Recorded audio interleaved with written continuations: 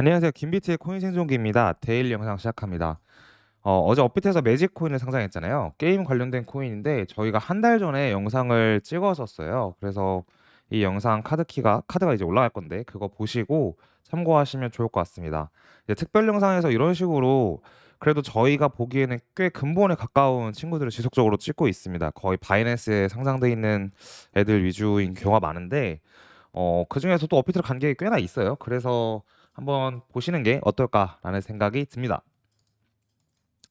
다음은 리플 SEC 소송 낙관 전망에 리플이 어제 올랐죠. 꽤 많이 올랐는데 어제 기사 때까지만 해도 16%였는데 그거보다 좀 더 올랐을 거예요.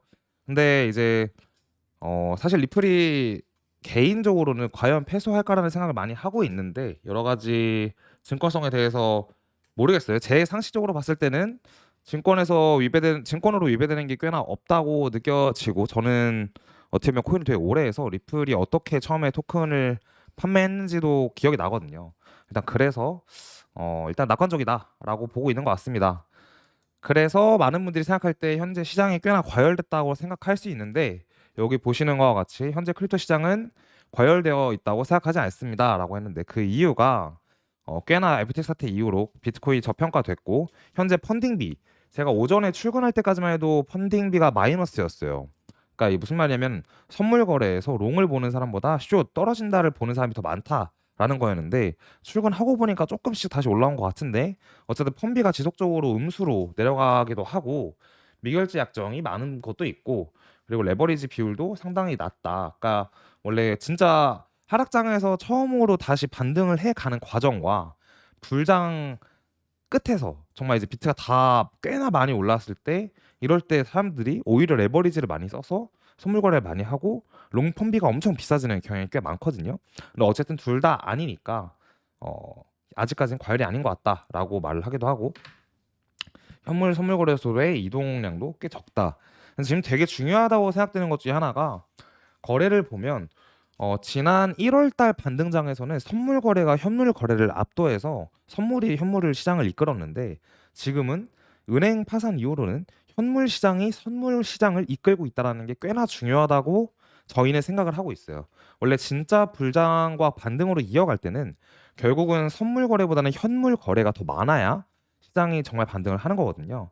그렇게 생각해 주시면 감사하겠습니다. 어쨌든 그래서 시장이 과열되어 있다고 보지 않는다라는 겁니다. 재밌는 건데 2017년도에 이제 크레딧 스위스 저희 CS라고 그러죠. CS에서 CEO가 비트코인 7,000달러일 때 아주 거품의 정석이고 정이다라고 말을 했는데 그랬던 크레딧 스위스는 6년이 지나서 거의 파산을 했고 비트코인은 실패한 동안 28,000달러가 됐다라는 얘기를 했습니다. 그러니까 옛날에 크레딧 스위스 CEO가 깠었는데 이제는 뭐 누가 누굴 까야 되는 건지 잘 모르겠다 그런 얘기여서 가져왔고요. 이에 따라서 CG가 또 한마디 했어요. 10년마다 은행이 파산한다. 우리는 그들을 살아있게 한 다음 반복한다. 그래서 매번 파산할 때마다 돈을 풀고 돈을 푸니까 돈이 계속 든다.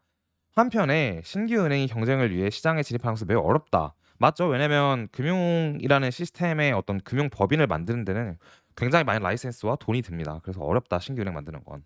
새로운 은행은 또한 이전에 실패한 은행과 똑같은 방식으로 운영돼야 합니다. 그러니까 CG가 말하는 것처럼 자유시장? 아니다.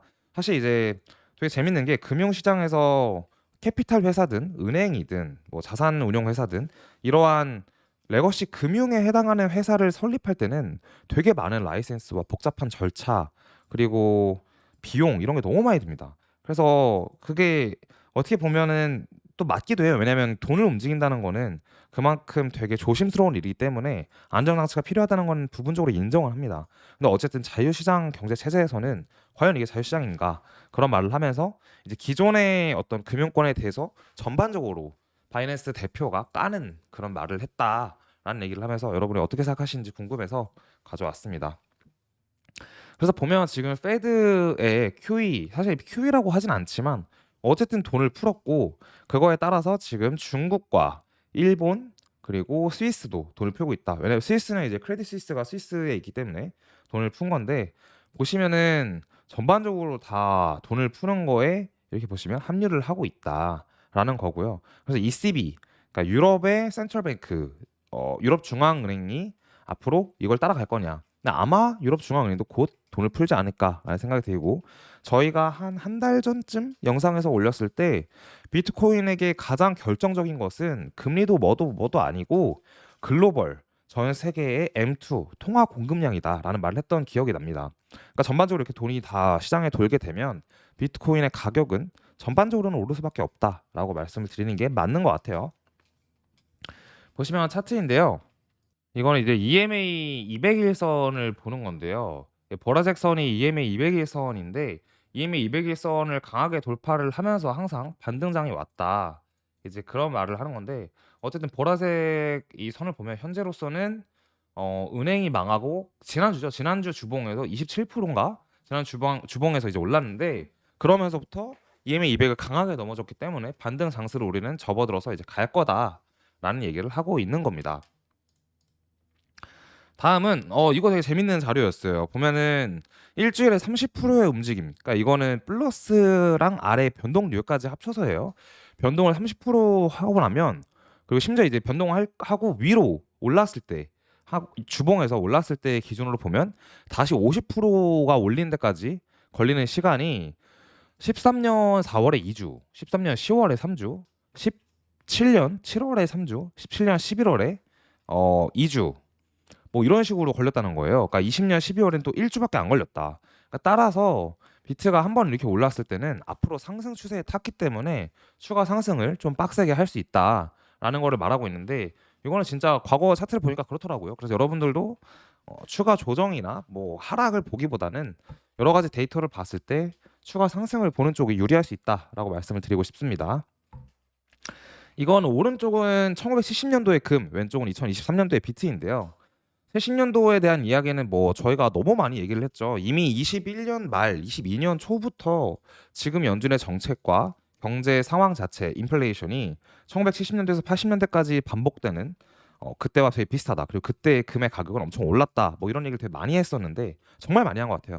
근데 보시면 왼쪽 비트를 보고 오른쪽 골드를 보면 어쨌든 엄청난 인플레이션이 오고 나서 70년도가 되게 혼란스러운 해가 아니죠. 혼란스러운 10년이었는데 그 10년 동안 금은 77년에 이제 1차 석유 파동을 다 맞고 나서 떨어졌다가 올라가고 이 올라가는 폭이 거의 7배 정도인데 비트도 어떻게 보면 차트가 진짜 은근히 비슷합니다. 그래서 이렇게 올라갈 수 있다. 근데 보면 77년부터 80년도까지니까 고점이 그러면 3년이죠. 23년부터면은 25년 말까지라 치면 또 다음 불장 사이클과 어느 정도 맞아 떨어지고 그래서 기대해볼 만하다라는 말씀을 드리고 싶습니다. 마지막 오늘 자료인데요.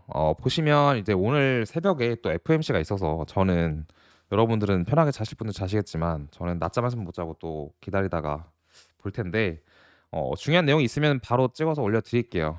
보시면 0.25% 금리 올리는 게 가장 높은 확률로 사람들이 보고 있습니다. 어제까지만 해도 또 동결이냐 뭐 이러면서 왔다 갔다 했었는데 의미 있는 것은 사실 이게 왼쪽이 동결이고 오른쪽이 0.25인데 이렇게 되기 전에 은행이 파산하기 전까지만 해도 왼쪽이 0.25고 오른쪽이 0.5였어요. 심지어 오른쪽에 0.5가 확률이 더 높았는데 뭐 은행이 파산하면서 이제 갑자기 동결 얘기도 나오고 하다가 어쨌든 0.25로 좀 굳혀진 모습입니다.